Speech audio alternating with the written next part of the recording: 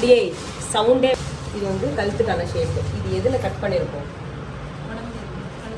எந்த ஏரியா? இந்த இடத்துல ஒரு இது மார்க் பண்ணியிருக்கோம்ல, இது இந்த ஏரியாவை என்ன சொல்லுவோம்? ஆம்பூல். ஆம்பூல்லேருந்து கட் பண்ண பீஸ் தான் எப்போவுமே கழுத்துக்கு நமக்கு தேவைப்படும். இப்போ இதை ஓப்பன் பண்ணிவிட்டு கர்வ் சைடு மேலே வச்சுக்கோங்க. இந்த இப்படி வச்சுக்கோங்க. இந்த ஸ்கேலோட அளவு வந்து 1.25 இருக்கும், 1.5 இருக்கும், 2 அளவுக்குள்ள தான் இருக்கும். இது ஒரு கிராஸில் ஃபஸ்ட்டு இந்த கிராஸ்லேருந்து இப்படி ஒரு போடும். இதுக்கப்புறம் இந்த ஸ்கேலோட அளவே போடும். கொஞ்சம் ஈஸியாக இருக்கும். ஏன்னா டேப்பில் கூட சம்டைம்ஸ் நமக்கு வந்து டிஃப்ரென்ஸ் இருக்கும்.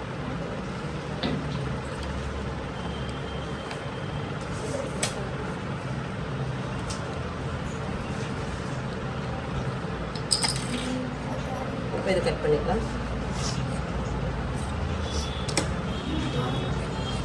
இந்த பீஸ் மட்டும் எப்பவும் மிஸ் ஆகாமல் பார்த்துக்கோங்க. பாஸ் பண்ணேன்.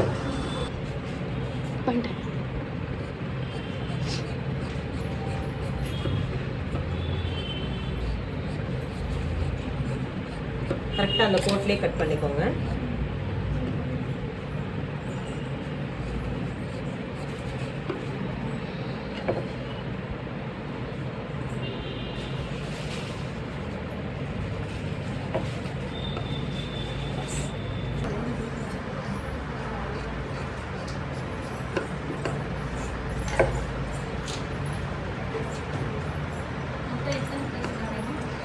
இல்லைடா, இதில் என்ன யார் யார் கழுத்துக்கு எவ்வளோ அந்த கைக்கு வெட்டுறோமோ அது எல்லா பீஸையும் போட்டுருங்க. எக்ஸஸாக இருந்தால் தூக்கி போட்டுடலாம், பிரச்சனை இல்லை. ஏன்னா அப்போ ஒரே தெரியா நீட்டாக ரிப்பன் மாதிரி நமக்கு தேவைப்படும்.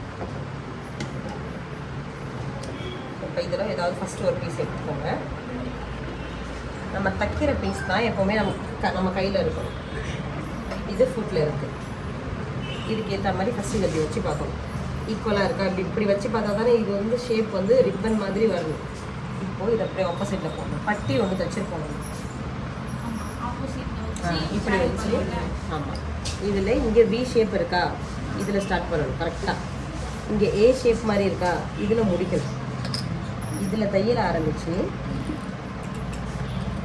ஸ்ட்ரைட்டாக வந்து இதில் கரெக்டாக முடிச்சா திரும்ப நேராக வைக்கும் போது கொஞ்சம் தள்ளி தள்ளி வச்சுருந்துச்சுன்னா முன்ன பின்னமாக வரும். இது என்ன செய்யணும், கையோட இந்த இதை இப்படி திருப்பிக்கணும். இப்படி இருக்கா? நம்ம தைக்கிற பீஸ் எப்பவுமே மேலே தான் வரணும். அது பாயிண்ட் நம்பர் 1. இப்போ அடுத்தது வைக்கணும்னா இதை கண்டிப்பாக போட்டுட்டு அடுத்து திருப்பிங்க. வேறு ஏதாவது ஒரு பீஸ் எடுத்து இங்கே வைக்கணும். இப்போ அந்த பீஸ்லாம் வைக்கும்போது வச்சு பார்க்கணும் இதுக்கு இது கரெக்டாக இருக்கான்னு. இப்போ சப்போஸ் இப்படி வைப்பீங்க, லைக் இந்த மாதிரி வைக்கிறீங்கன்னா இது தப்பாக இருக்குது. இந்த மாதிரி வச்சு இப்படி பண்ண முடியாது. அதனால் இதை வச்சு இப்படி செக் பண்ணி பார்க்கணும். இப்படி வச்சுட்டு இங்கே ரெண்டும் துணி ஒன்றாவே இருக்குன்னு, துணி அப்போ தான் வேஸ்ட் ஆகாது.